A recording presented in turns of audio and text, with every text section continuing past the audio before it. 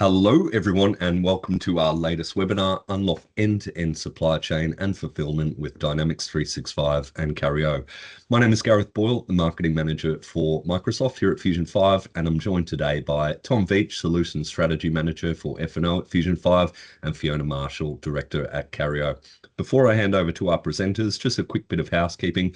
If you do have any questions during the presentation, you can ask them via the Q&A section of your Teams application, and we'll address them during the final 10 minutes of the presentation. After the event's concluded, we'll also share a copy of the recording via email to those in attendance and for those who couldn't join today. With that out of the way, let's kick things off with our first presenter, Tom Veach. Tom. Thanks, Gareth. Morning, everybody. It's quite an exciting thing that we're going to be showing you today. We're introducing Cario and the Microsoft Dynamics Finance and Operations, which is all about freight and when freight is integrated into F&O.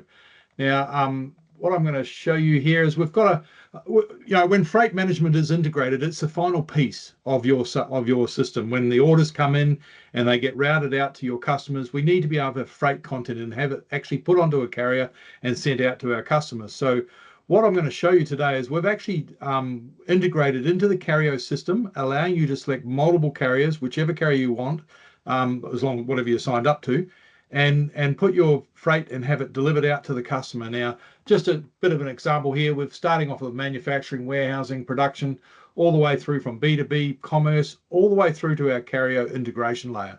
So you'll see that. Now, I have another quick slide before I get into the demo. This slide just covers some of the key things that we include in this whole integration piece. We're looking at our pickup tail lift, we've got hand unload. All these features are part of the F&O solution now that you can select on your customer record, allowing you to make sure that you're sending the right truck out to the address with the right parameters to actually make it work.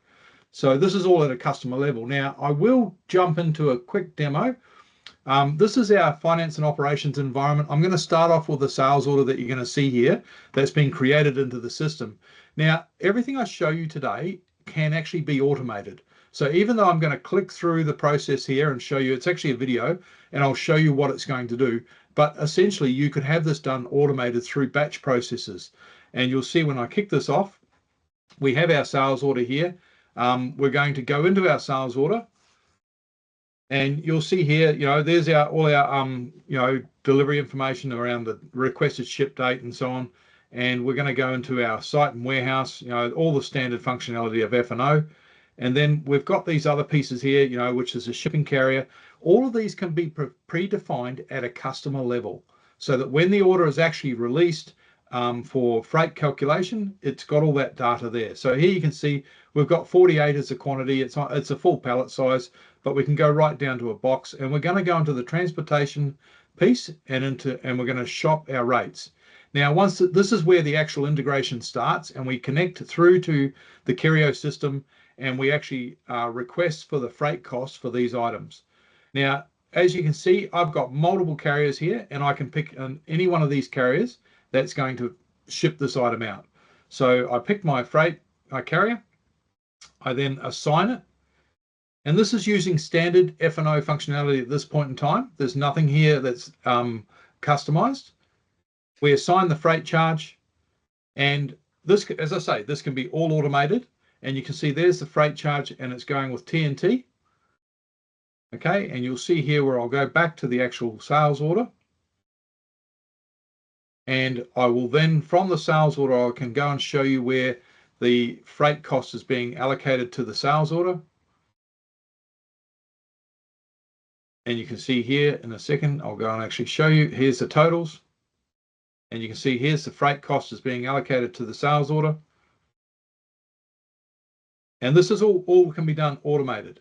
So even though I'm showing it step by step through the process here, it can be all automated as part of it, even right down to printing out shipping labels. They can all be automated. Now, the best part about this process, at this point in time is just a quote. Okay, it's based on the sales order quantity, the line items that we've got in there, but the final cost doesn't actually get applied to the order until we actually pick the order and confirm the shipment. At that point in time, if your order is changed, it will actually go out and get a new freight calculation at that point in time. and update the order with the final price. So, and that's basically the integration at that point. Now, what I'm going to do from here is I'm going to hand it over, as soon as I finish this video, I'm going to hand it over to Fiona, and she's going to run through from a Cario's point of view. Thanks, Fiona. Great. Thanks, Tom. All right. Welcome, everyone, and thank you for taking the time. As Gareth said, I'm Fiona Marshall. I'm the CEO of Cario. So today, I'm just going to share my screen and get this up. Today, we're going to talk a little bit about Cario and how it powers the Fusion5 integration that you've just seen. So first off, I'm going to talk a little bit about us, and then I'm going to talk about why freight is so hard in Australia and New Zealand. One of the things I love about my job is I go into all different businesses, and they all might have different businesses that are selling different products, but they've all got very similar challenges, and that is dealing in a complex freight environment and how do you make that simple. So we're going to talk a little bit about why freight is hard. Then I'm going to delve into a day in the life across different facets of a business, a standard business. So operations, sales, finance, and drivers. Then we're going to touch on some of the AI initiatives we're doing with Microsoft and Fusion5, and lastly, end on our customers. So a little bit about Cario. So we started Cario about 8 years ago. My background has been in supply chain for almost 20 years, at supply chain technologies, and we saw an opportunity to really simplify a fragmented market in both Australia and New Zealand around carrier management and freight. So Cario started with the idea of having something very simple to use for anyone across your business that hides the spaghetti of carrier connections, freight processes, and random freight systems that might have sprung up in an organisation over time. So the idea of Cario is it hides that complexity, and everything is hidden beneath the surface. So you as a business don't need to know about how it works, about how the freight process works. You just need to be able to access a simple system. Everything you see today is available within F&O, because that leads me to the next part around Fusion5. Our partnership with Fusion5 has become really important because we've recognised most businesses, they don't want another freight system. They want to do everything within their ERP. They want to train all of their team on the one system, being an ERP. But the problem you have is that ERPs haven't developed enough to be able to handle all the complexities that come with freight. And because there's a lot of them, freight is really complex. We think it should be simple, but it's not. So Cario has been designed to be fully integrated with an ERP, with F&O. And so from F&O, you can access anything within Cario and still not have to train everyone up on a new system. Right, so let's talk about why freight is hard. So in Australia and New Zealand, the market is really fragmented. You've got 10,000 odd freight carriers in Australia. I had 500 in New Zealand. I feel like that's under-quoting it, but that's the number we got. They all specialise in different things. Some of them will specialise in express sending overnight. Others will specialise in bulky freight. Some others specialise in DGs, or dangerous goods, or fragile products. Some specialise on the eastern seaboard. Others do Tasmania really well, or the South Island of New Zealand. So it's really hard when you've got such a fragmented market to be able to easily simplify the process of freight management if you want to service customers all over those regions. The other thing that's hard is companies often have diverse freight needs. So they might send a parcel with one carrier, but they might also need to be able to send pallets. And they may have some customers that need some products that they send that are fragile. So one carrier is not going to handle all of that diversity. We also have B2B and B2C. So some companies might predominantly send B2B, others might send B2C, which introduces other challenges around residential deliveries and authorities to leave and things like that. So that is the challenge, and freight should be simple. Everyone thinks it should be simple. It's moving a box from one destination to another. But the reality is in the market, it's never simple. And so there's hundreds of different spaghetti kind of connections between different carriers, which means that for an organisation, you've got no clear view of all your freight, both in terms of where your freight is, but probably more importantly, how much your freight is costing you and where are the opportunities to save money and things like that. Right, so let's jump into the different benefits by role. So I want to talk today a bit about each area here that we've got: operations, sales, customer service, finance, and also drivers as well. So let's jump into operations.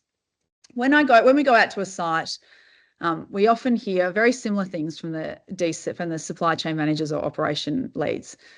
They want to know which carrier is best for what type of freight and for when. Often there's someone like a Johnny in the warehouse who knows exactly which carrier to use. He's been working at your organisation for 20 years. The challenge is that's all in his head. So if he's not there tomorrow, who knows what to use where, right? And if you want to scale, that's actually not scalable if all that information is in one person's head. So that's often a challenge that we find in companies we visit. The next one, my CEO wants me to save 5% on freight. Well, that's really, really common. I think every single business at some point looks at how they can reduce their freight costs. Freight is one of the biggest costs of a business that's operating. So generally speaking, it's about 10% of your revenue line. So how do I reduce that but not change my systems or processes? Because it's not worth it if I have to change the whole process within the warehouse. The other challenges we hear here are just simple ones around where is my freight? Has it been delivered? My sales team want to know where my quotes are. Just simple visibility of having that, all your freight management within the one system. They just don't have access to it. They don't have that at the fingertips. And the last one is really important, cost to serve each customer. Lots of companies want to be able to tell which customers cost them more money to serve versus others. They want to prioritize their best customers, and customers that aren't so good, they might not want to give the same service to. That is where you want to be able to bring this freight data back into your ERP to match it with the revenue to be able to get that cost to serve, which is really, really important. So I want to be able to swap carriers with no change to my process. I want to be able to press a button and have an orange truck turn up rather than a blue truck, because for whatever reason that orange truck is costing me more money, or maybe there's been a disagreement between our CFO and their rates negotiator, and they don't want to use that truck anymore, that carrier anymore. I also want redundancy. Throughout COVID, we saw a lot of challenges around depot closures, and also we also saw a couple of big companies have cyber attacks where they were offline for months. As running a business, freight is so important to me that I can't afford to have no redundancy across my carrier network. So we often see companies that they need the ability to be able to press that button and have a different freight carrier turn up without any change to their team. They don't want to have to train their team on a new carrier, new system, new process. That redundancy is really important, especially as we scale, as a company scales. I also want I want the visibility of all my data in the one spot. I need to be able to negotiate better rates. I want to optimize my spending. I also want to be able to have all these freight processes optimized, so there's not manual bespoke processes that I'm not aware of happening within a warehouse. And for some customers, I might have specific rules that I want to have, but I still want it standard. So my best customers, I might say, I only want to send my products via express to them because I want to give them a better service, but I still want all that standardized in the one system. So there might be some business rules that need to be hidden underneath the interface so that you're still standardizing using the same system, same process, but the system should know that that customer gets this specific carrier because it's a special customer. So I'm going to jump into this video now.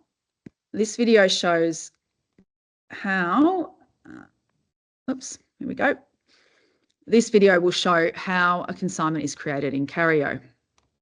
So we can see here, all these fields can be pulled in from your F&O. So everything here can be pulled from your F&O into the system. So this can be all automated.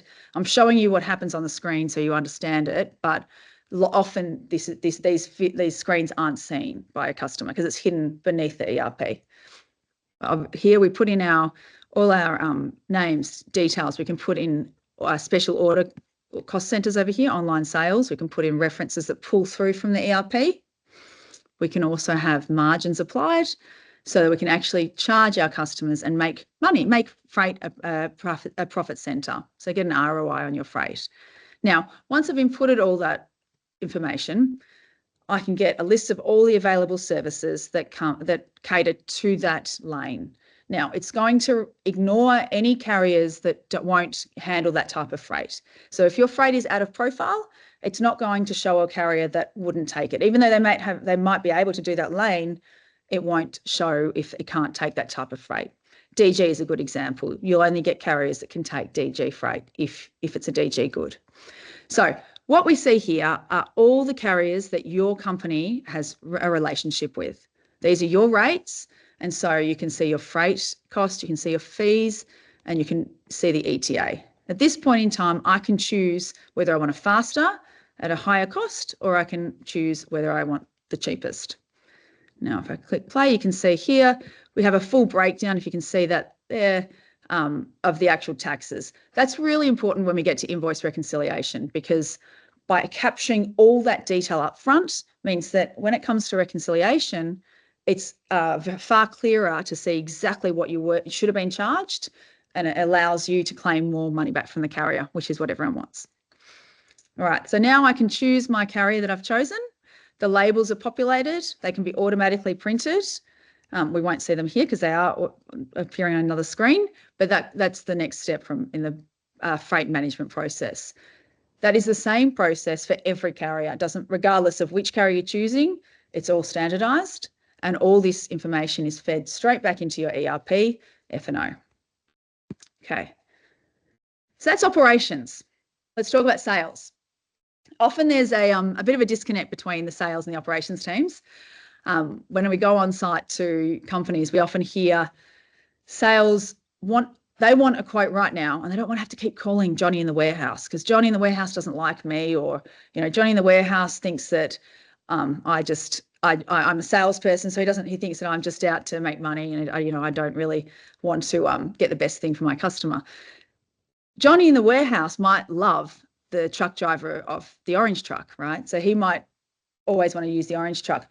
What having a system like Cario does, it takes away any of that kind of bias around who the Johnny in the warehouse wants to use, or who the sales guy wants to use as well. So it actually puts it all in a system, so it's standardized and everyone across the business knows the parameters of which they're booking freight.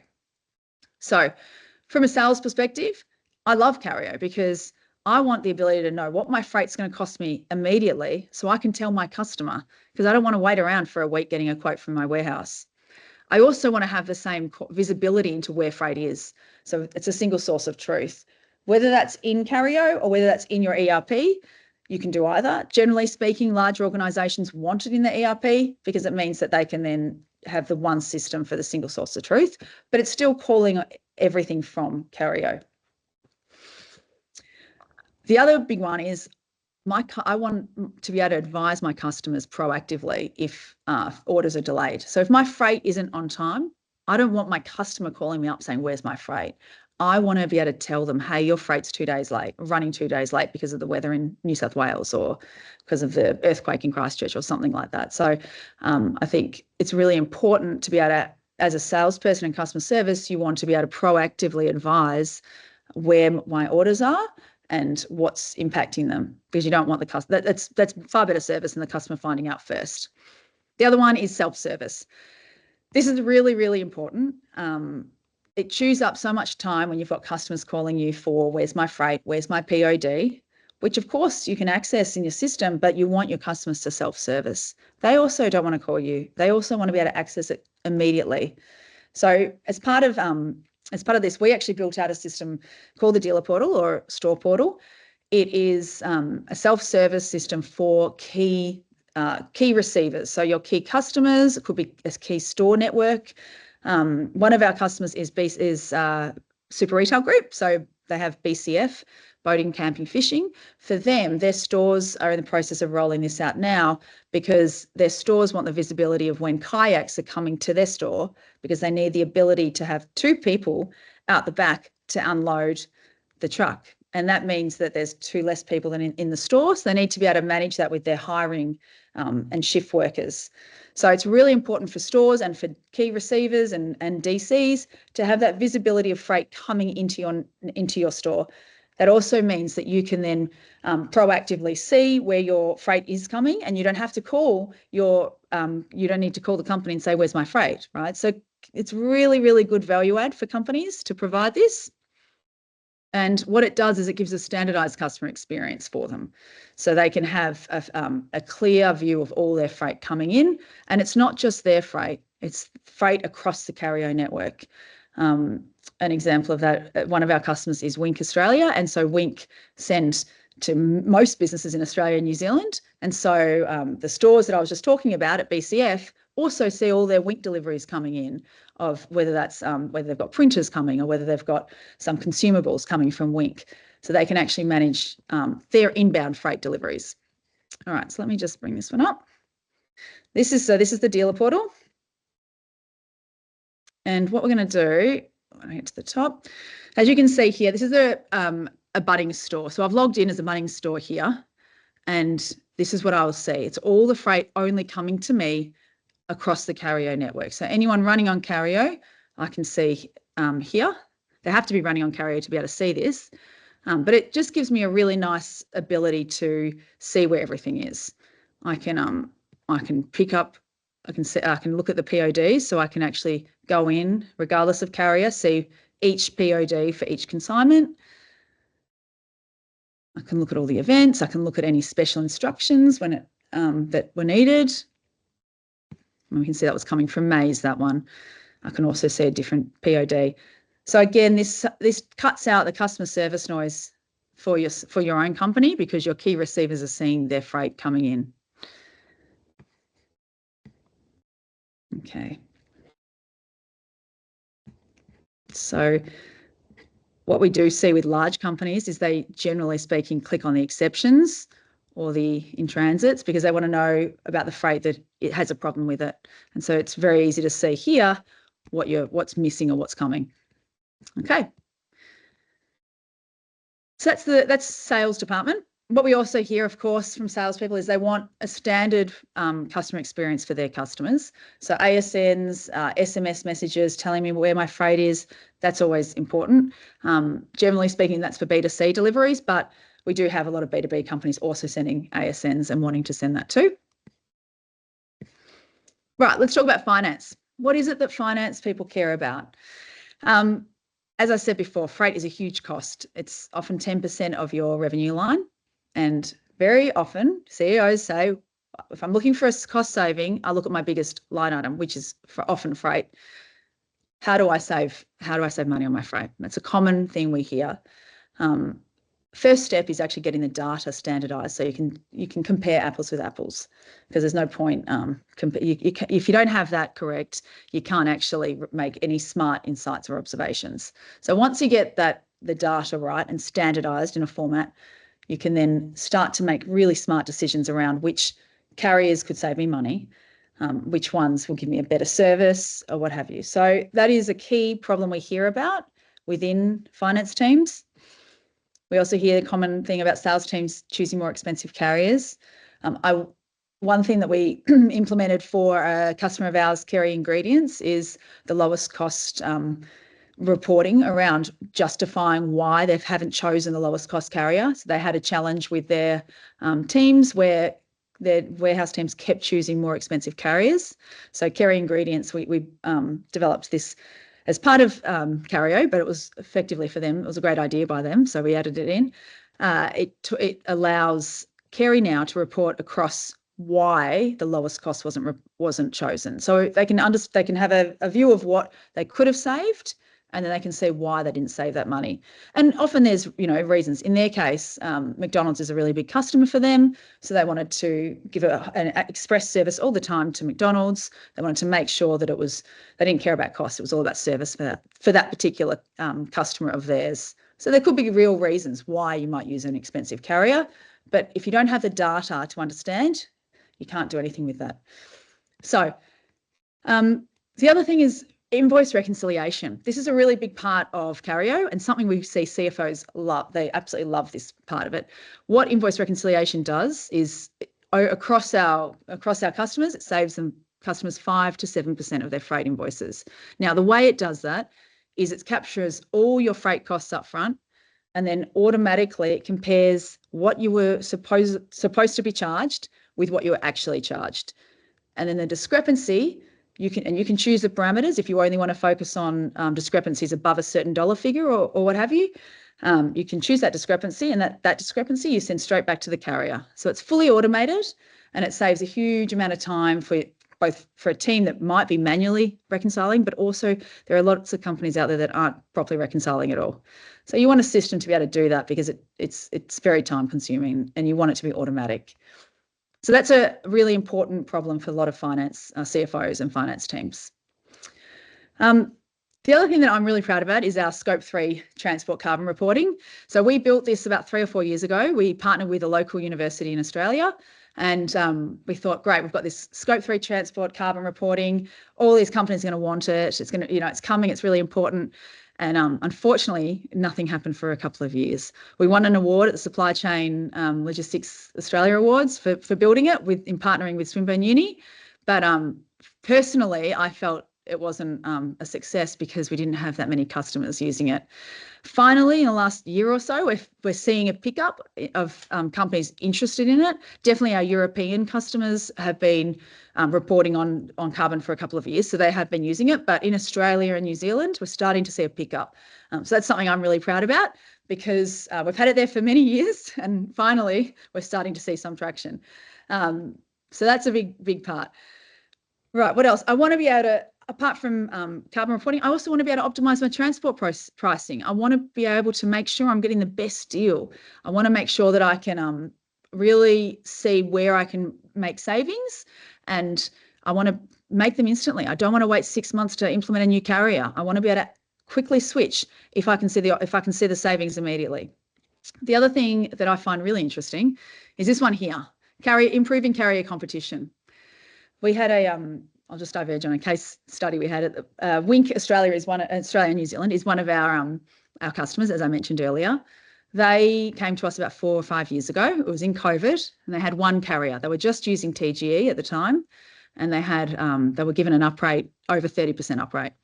So it was a significant amount of money, and they had 2 months to take it or leave it effectively. And the carrier really had them, they had no option. For Wink didn't have an option. They couldn't add another carrier in quick enough. But the head of procurement there went, I'm not going to be left in this position again. So he went out to market and looked at different systems and he chose Cario, and we implemented Cario. And since then, there have been no uprates no double-digit uprates. There's been a few uprates in the low digits, but very little because Wink now have 20-odd carriers that they have on their network. So TGE know that every single time, if they were to give them an uprate, Wink can look across their network and see what other options there are. And so it really improved that carrier competition and between TGE and all the other carriers. TGE now know that they can't just go and hit them with a huge uprate. So I think that redundancy and that ability to just swap carriers in and out is really important for a business to manage their cost line. Okay, so these are just some examples of some of the reporting that you might do.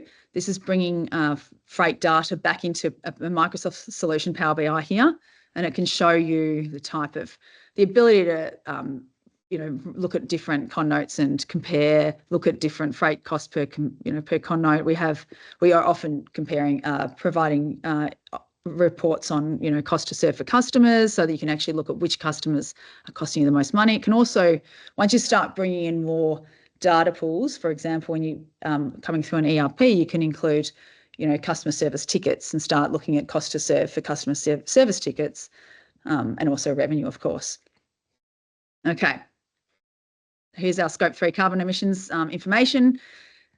What I find really interesting is, I don't really know what 259,000 kgs of carbon means, but I do know that 9,900 trees is a really big number. So we tried to bring everything back to something that, like a person like me would just understand, which is the number of trees that I need to plant, as opposed to just the carbon.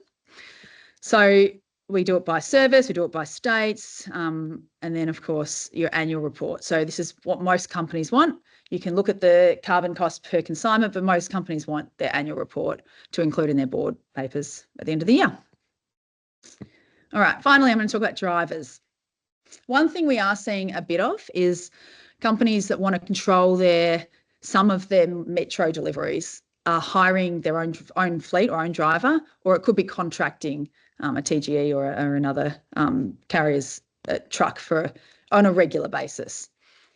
The problem with that is, of course, is then you have very different systems. You've got different experiences by your customer. And you can't always get that data back into the ERP. So it means you don't get the same view across your full freight network. So your own fleet and your third-party carriers. You want that all in one. So we actually built out our TMS as part of a rollout with Super Retail Group. We looked at the fact that they had a number of third-party carriers, but they also wanted to bring in their own fleet drivers. They were TGE drivers. So we have built that TMS out, and now you have the one system to manage all your freight. Doesn't matter what process, doesn't matter whether it's your own driver that's coming in or or a TNT or FedEx driver or what have you. It's all within the one system, which means everything's back in your ERP, which means that through F&O you can see everything. As part of that, you obviously need chain of responsibility checklists. You need fatigue management. You need to be able to monitor where they're going to make sure they're doing the right thing. The other thing that you do want to make sure is they're doing the right route too. So they're not you want to optimize the route they're taking, because sometimes truck drivers have different ways of doing things. All right. The other big thing that I find I see a lot in the market is everyone expects like real-time visibility of where their freight is. So they expect to know exactly where it is, because we've all been educated by Uber to, I can see where my burger is. So I expect I should know where my freight is. So that's what we've put into our TMS. So you can actually see exactly where it is, which means, so that's at any point in time, which means that you can then advise your customers if you're running late, if there's been a traffic incident or there's a weather incident, you can actually proactively tell them that, hey, I'm running late, I'm going to be 20 minutes after the ETA, for example. That's really important if I come back to the BCF example, when you're unloading a kayak, it's really important to know if I'm running 2 hours behind, that might mean another store member needs to hang around to help with the unload, things like that. All right. So I want to be able to see my freight on an Uber-style live map. I want to be able to have end-to-end visibility, factoring in distance, traffic, and all those types of things. I want the same experience for my customers. I want them to have the same experience, whether it's my own fleet or whether it's a TGE driver or whether it's a FedEx driver or a Border Express driver. I want the same process. I also want the same process for my invoice reconciliation. So I want to be able to reconcile my costings and go, does it make sense to have my own driver, or should I actually book the third-party carrier? So let's jump into this one. This is a view of our TMS. As you can see, it's within the same Cario system. And so right now we're pulling in, so we've pulled in a customer. All these orders have come in from an ERP. So they've come in from F&O, and a fleet allocator is allocating the jobs to, or a transport manager is allocating the jobs to create a run. And so they're creating a run here. This can be all automated. Doesn't have to be manual like this. We have some customers like Wink who have set runs. We have others that want to manage it like this. All right. So we can see here that this is the run that's come up. We've put the run together and we've gone preview route, and now it's showing us exactly the route that in the order that we've put it in. So we've put in manually, dropped all these orders in, and this is showing us now. And it calculates the time it's going to arrive. It calculates how long's left until the driver gets there, and the distance as well. So as you can see, it's a bit of a convoluted drive for this guy because it's just the order that has been put in.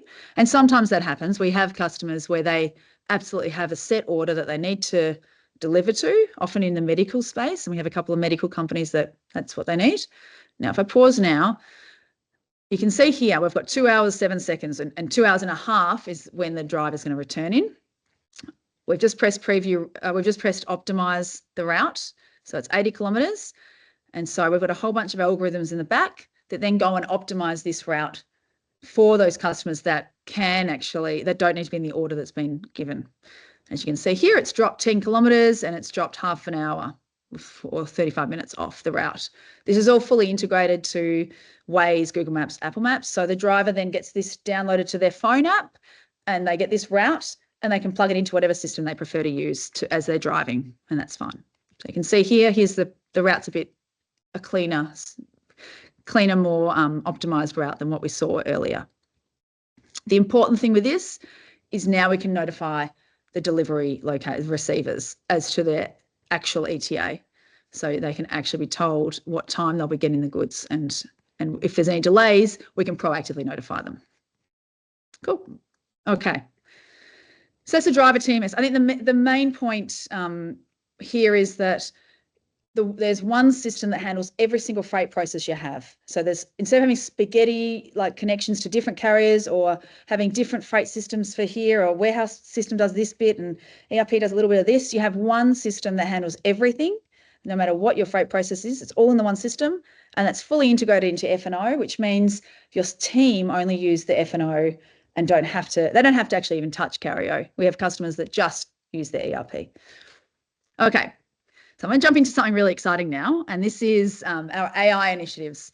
We've been doing a lot with Microsoft and Fusion5. So Microsoft are actually funding a number of these AI initiatives because they see the power in the amount of data that Cario has. Because of the data across the network, we see a lot around road. We can actively see where there's traffic issues or road issues.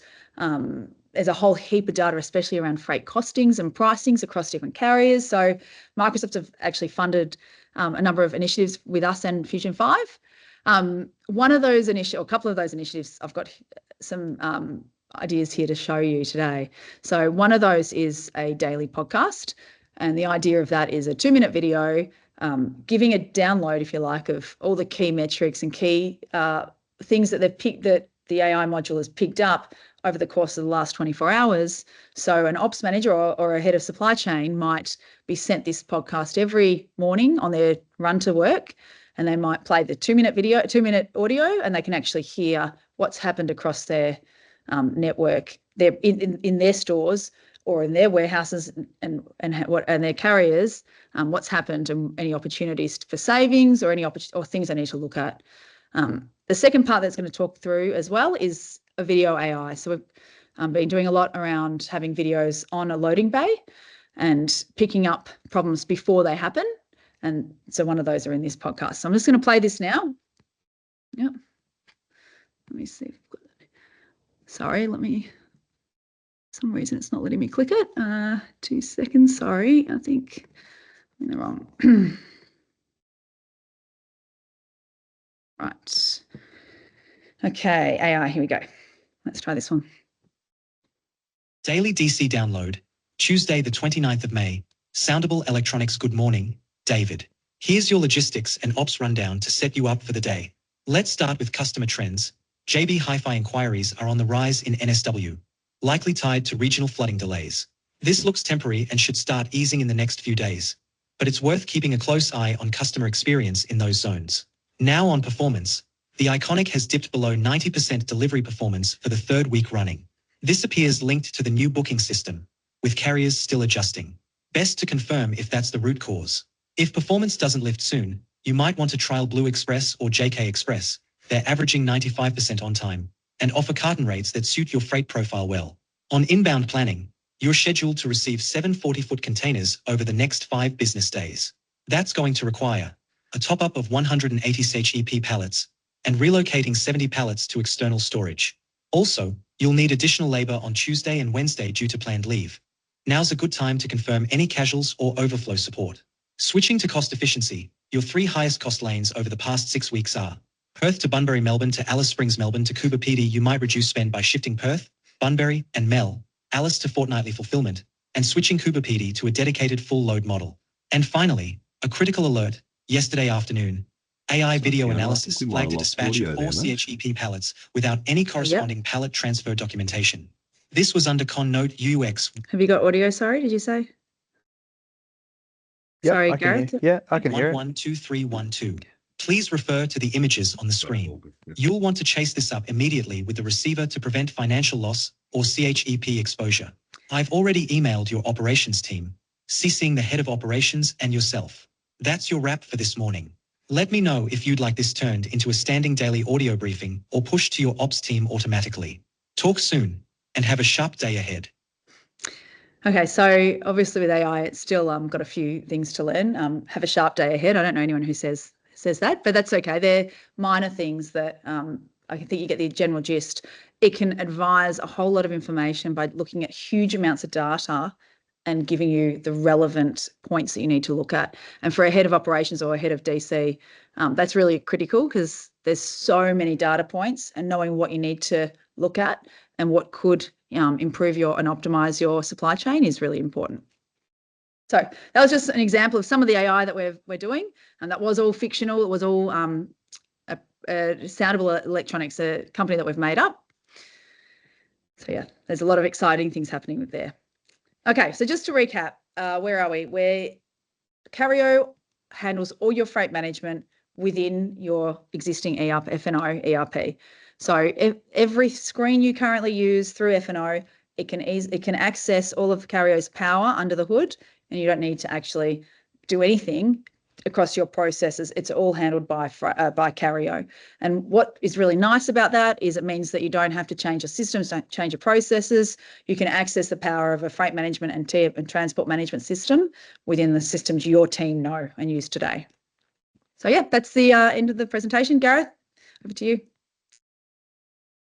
Nice one. Thanks, Fiona. That was really good. And I quite like that podcast format as well. I'll just see if we have any questions submitted here. Give me 2 seconds.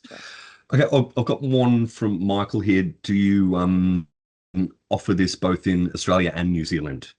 Yep. Great question. We do. We launched in New Zealand 18 months ago. So we had a number of our customers in Australia wanting to manage their freight in New Zealand through the one system.